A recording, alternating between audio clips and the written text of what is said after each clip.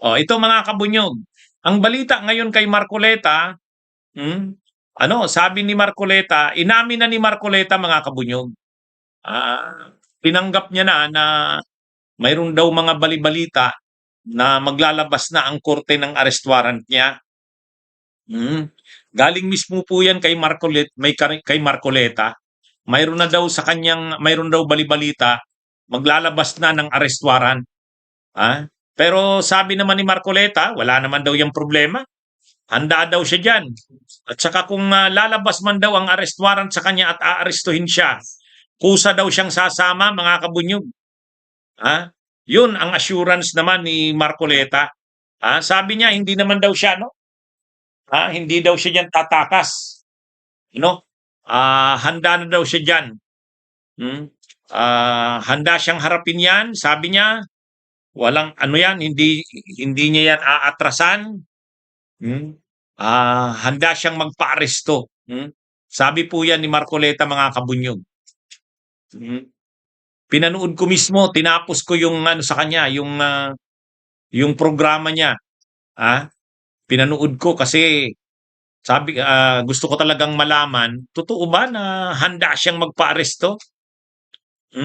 Mga kabunyog, yan ang sinabi nga ni Marcoleta diyan. Alam naman natin si Marcoleta, may regular na programa yan mga kabunyog. Mayroong regular na programa yan diyan sa Ganang Mamamayan, diyan sa Mata ng Agila, sa Net 25, yung TV, yung stasyon ng ng iglesia. May programa diyan si Marcoleta. Yan tingnan niyo yung caption sa ibaba. Senator Marcoleta handang sumama sa autoridad kung aarestuhin. Yan. Ayan po yung title ng balita ng Net 25 sa Mata ng Agila sa programa ni Marcoletang Saganang Mamamayan.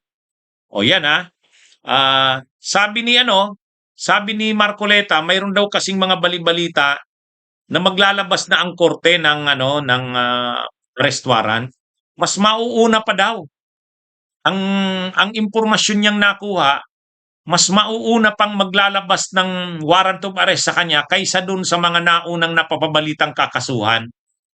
Alam naman natin ang tinutukoy niya dito, sila Chis Escudero, sila Joel Villanueva. Totoo rin yung sinasabi ni Marcoleta, pagdating sa flood control na mga kaso, nauna naman yang kila Chis Escudero at saka kay Villanueva. Sa katunayan, nagsabi na nga si Ombudsman Boying Rimulya na within 2 weeks ipa-file na yung kaso kay Joel Villanueva. Pero sabi ni Marcoleta, ang impormasyon daw nilang nakuha, mukhang mauuna pa siya kaysa dun. Sabi niya, parang mauuna pa yata daw lumabas ang arrest warrant niya kaysa dun sa mga nauna na kasamahan niya. Ang sinasabi ni Marcoleta ay alam niyo naman kasi ang nangyari sa kanila bumaliktad na sila di syempre malamang yung mga kaso nila hindi na matutuloy. Sana sila dapat yung nauna diyan kasi nauna na yung kaso nila, sabi ni Marcoleta. Pero ngayon dahil bumaliktad na daw sila, ang tinutukoy niya sigurado si Chis Escudero sa si Joel Villanueva. Sabi niya, ang balita niya, ang nakarating sa kanya, malamang daw mas mauuna na yung kaso niya. Mas mauuna na daw ang kaso niya, sabi ni Marcoleta. Kaya naghahanda na daw siya, posible daw na lumabas na anumang oras ang kanyang arrest warrant. Kaya ito mga kabunyog, sa totoo lang, yung sinasabi naman ni Marcoleta na mauuna yung kaso niya kaysa kila Chis, mas madali naman kasi yung kaso niya kaysa kila Chis. Si Chis Escudero, nasa preliminary investigation stage pa lang. Nasa preliminary investigation stage. Saka mahirap naman yung investigasyon ng kaso ni Chis Escudero kasi tungkol yun sa flood control. Kailangan mo doon ng maraming ebidensya at testigo. Saka asertado dapat yung mga mo doon, testigo at ebidensya. So medyo matatagalan naman talaga yun. Hindi naman yun dahil sa lumipat na kasi si Chis sa mayorya. Hindi yun. Talaga naman na yung kaso ni Chis Escudero, mahuhuli yun. Pero yung sa kanya, kay Marcoleta, mauuna naman talaga yun kasi ready na ang ebidensya sa kanya eh. Galing mismo sa kanya yung ebidensya laban sa kanya eh. O yun ang problema niya. Wag niyang sisihin kasi ang sinisisi ni Marcoleta, malamang daw mauuna na yung kaso niya kasi bumaliktad na yung mga kasamahan niya. Dati daw magkakasama sila, nangako daw na lang tayo, walang maghuhudas. O ngayon, alam na daw kung sino naghudas. Medyo may hinanakit si Marcoleta eh.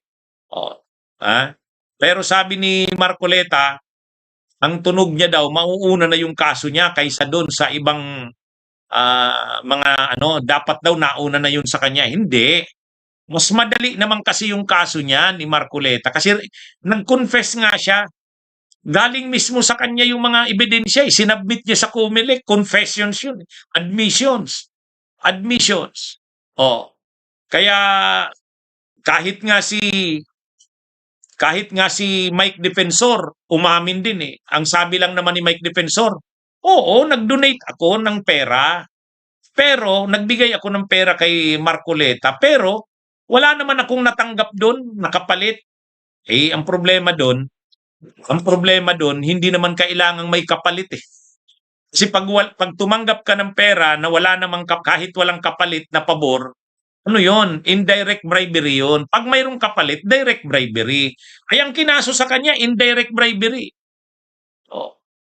Tsaka yung plunder niya, dahil yun, nag-receive siya ng gift.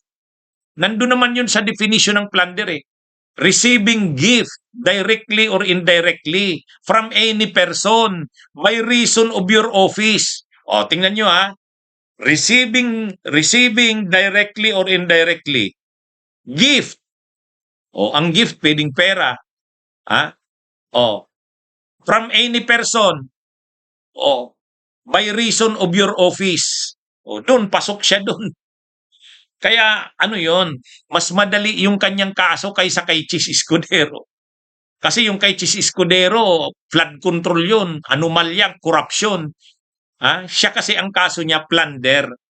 Pero pumasok siya sa plunder sa definition ng plunder na receiving gift directly or indirectly from any person by reason of your office. Di ba? Nakita niyo yon? Ang plunder na nakomit niya is ganito. Receiving directly or indirectly any gift from any person by reason of the office. Yun. 'Di ba? Ayan yung kaya mas madali yung kanyang kaso doon. Kaya siya kaya napapabilis yung kaso niya. So hindi naman yun dahil sa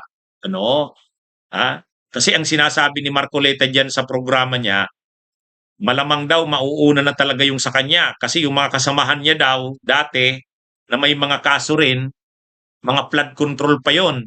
Pero dahil lumipat na daw yon, ang usapan sana daw, intact sila, walang maghuhudas, pero may mga naghuhudas na daw eh.